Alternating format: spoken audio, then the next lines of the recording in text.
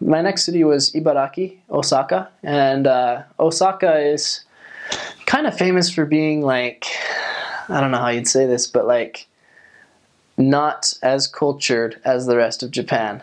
So people in Osaka speak more of like almost like a dirty Japanese. It's more colloquial, and so you hear a lot of people talking about Osaka Ben, and like it's just funny to hear the words that they'll use because it's completely different from someone that is born and raised in Tokyo would use.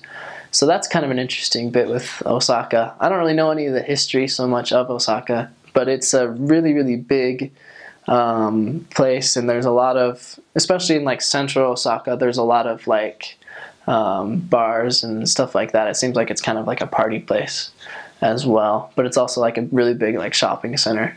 It's just a really big city. There's an Osaka University, which is a pretty big college. There's several universities in Osaka and in the Osaka area. Probably not as many as Kyoto. Kyoto probably has more. In one of my areas in Kyoto, there's about 17 universities. Osaka, probably not quite as much.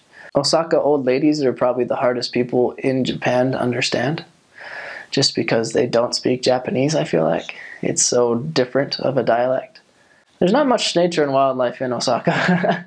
It's a pretty city area, but there's a lot of trains. Like, you'll take trains pretty much anywhere and everywhere. They have some buses as well. Mostly we just rode our bikes around when we were inside our area. But anytime we had to go anywhere else, we'd just jump on the train, and they're really, really convenient in Osaka. The church is really close to the train station, and so it's really nice. That's actually probably the only church, or at least one of the only churches in the Kobe mission that has a basketball court inside the church.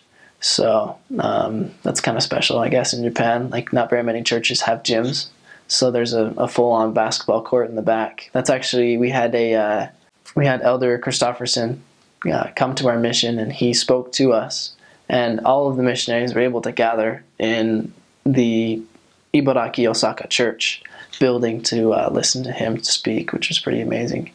And then right after that was over, we had, I think, pretty much all of the Kobe like all of the Kobe like members who could came to listen to him speak, and that was probably, I want to say, at least 1,000 members who came to see him and to hear his voice. It was an incredible experience.